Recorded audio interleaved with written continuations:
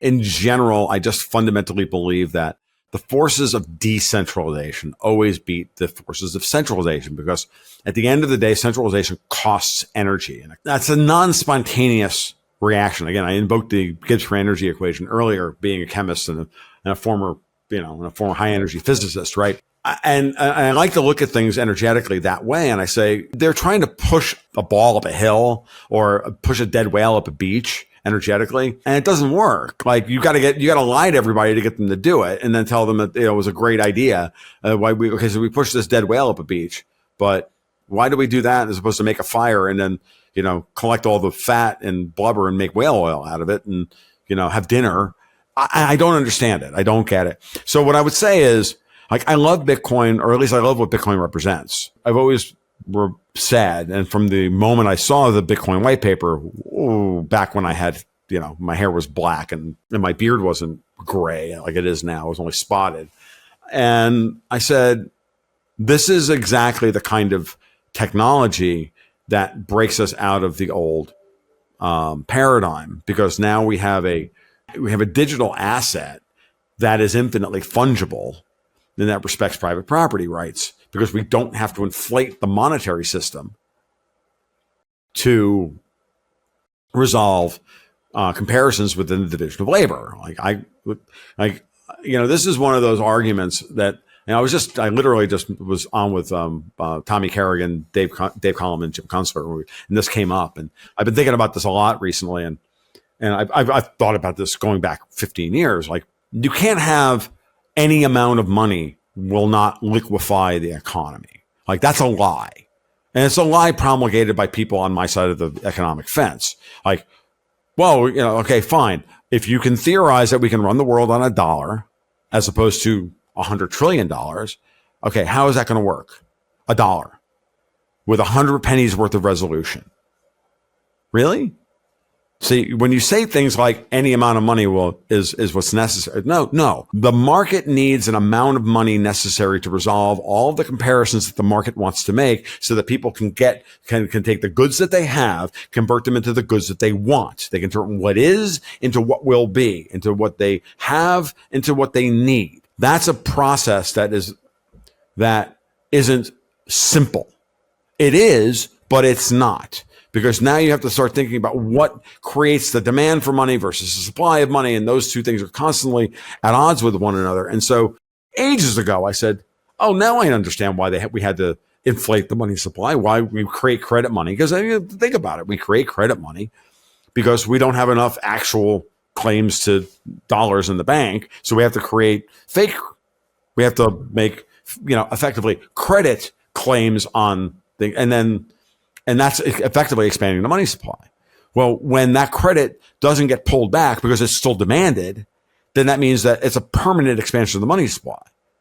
Okay. And if they're all dollars with the same amount of and they're trading as money, well, I got news for you.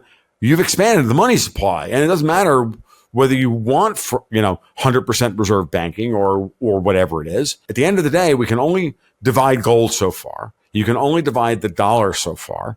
So you either have to have as the division of labor expands, the demand for money rises. It may not rise linearly with the division of labor, but it rises. Okay. I'm not making a Malthusian argument about a one-to-one correlation between the expansion of the division of labor versus the expansion of the money supply. I'm saying that one has to expand with the other. And whenever you see a contraction in the money supply, it's usually because you're seeing a contraction in the division of labor. Why are you seeing that? Well, because during the last expansion of the money supply and the division of labor, we invested in a whole bunch of shit that was unsustainable. And so that's the boom, then the bust, and then we get compressions and rarefactions in the quantity of money and the demand for money at the same time. Makes sense. Economy reorganizes, people move their activities into areas that are sustainable and profitable, and then we do the thing all over again. There's nothing wrong with that. That's the natural rate of expansion and rarefaction of expansion and compression of economic activity as we try different things out, and some things fail and other things succeed, and blah blah blah blah. Okay, great. Well, you can do that and protect people's claims for money, for the claim to property, by further subdividing the monetary unit. You don't have to make more dollars. You can just divide those dollars with more zeros. Then a dollar can be the monetary unit, singular, in that respect.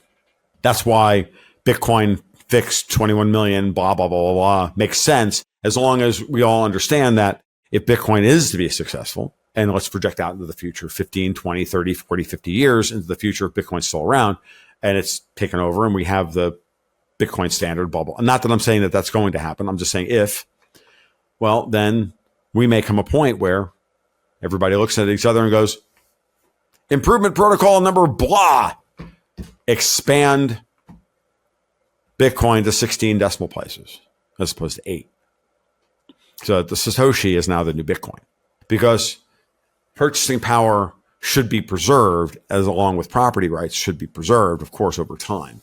So in that respect, think something like Bitcoin, the general thesis about Bitcoin is an interesting technological advancement over gold, for example. And I love gold and I love Bitcoin.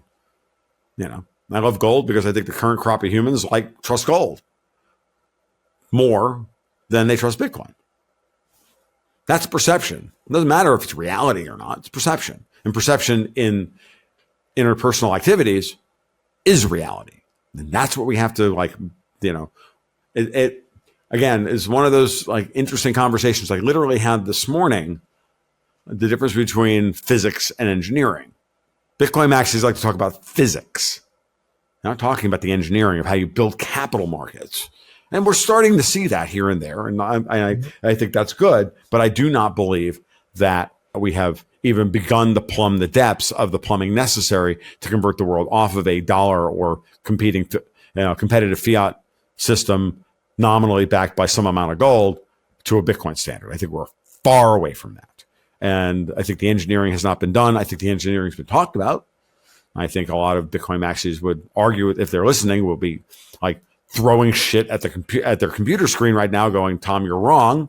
That's fine. I've had some of them on my podcast, and I can already think about it. But where I think we're going with this stuff is we won't advance as a species if we do not get control of how we return to proper control over pricing, value, and risk, and everything else, which have been destroyed by the current central banking system and the current governmental system. That's going to be the hard lesson that we're going to learn over the course of, the rest of your lifetime. I'm not going to see the end of it. If you like that clip, then you definitely got to check out this next spicy clip. I think you're really going to like it. Come on, check it out. But if you want the full version, the full interview, check that out over here. Come on, do it. I'll see you in there.